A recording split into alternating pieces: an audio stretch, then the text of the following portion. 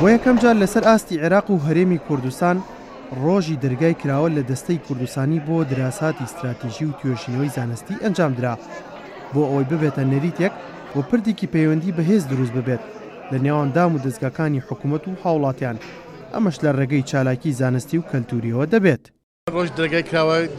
ئەوەیە کە یەکەم جارێ لە عێراقا ئەم وشەیە ئەم جونێ بەکاردێ ڕۆژ دەرگای دەستە نەریتێکە لە هەموو ئەوروپا لە هەموو شوێنێک کەوا دام و دەستگاکانی حکومی یاخود کەتی تایبەت نمایشی ئەو کارانە بکەن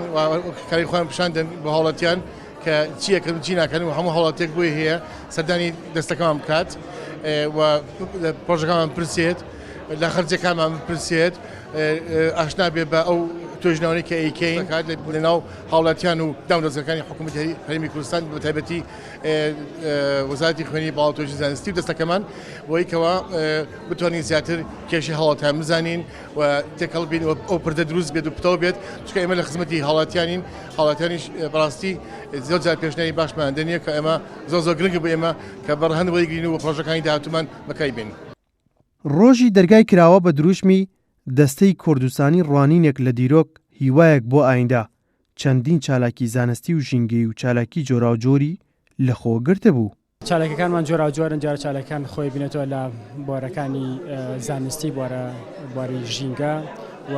کۆمەڵەشتی کولتوریشمان تێکەڵاو کردووە لەگەڵ یاکە بۆ جوانکاری و بۆ ڕازاندنەوە و لە هەمان کاتە کۆمەڵێ زانیاری بە سوود دەگەێنین لە ڕێگای دۆکیمنتەری و ڤیددیۆوە ئەگەێنین بە هاوڵاتیان کە چۆن بتوانن ژینگە بپارێزن چۆن خۆیان لە کۆمەڵێک کار و لە کۆمەڵێک ئاکتیڤیتی بپارێزن کە ژیان بەخوان و بە تەندروستی خۆیان بگەێنێ وەتەن بە ژینگەکەشمان ئەگەێنێت ئەمانە هەمووی بە شێوەیەکی گشتی ئەو چالاکانن کە ئەمڕۆ ئەنجامێت. دەستەی کوردستانی بۆ دراساتی استراتیژی و توێژینەوەی زانستی سەر بە وەزارەتی خوێندنی باڵا و توێژینەوەی زانستی حکوومەتی هەرێمی کوردستانە و لە کۆتایی ساڵی 2005 و لەسەر ڕاستپاردەی سەرۆک مام جەلال و بە بڕیاری حکوومەتی هەرێمی کوردستان دامەزراوە.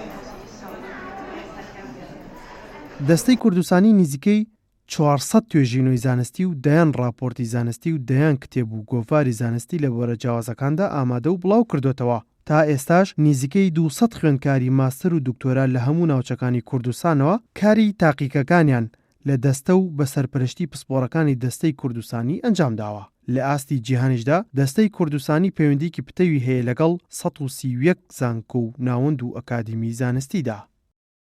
ئەحمەد ئیسماعیل گەلی کوردستان سلێمانی.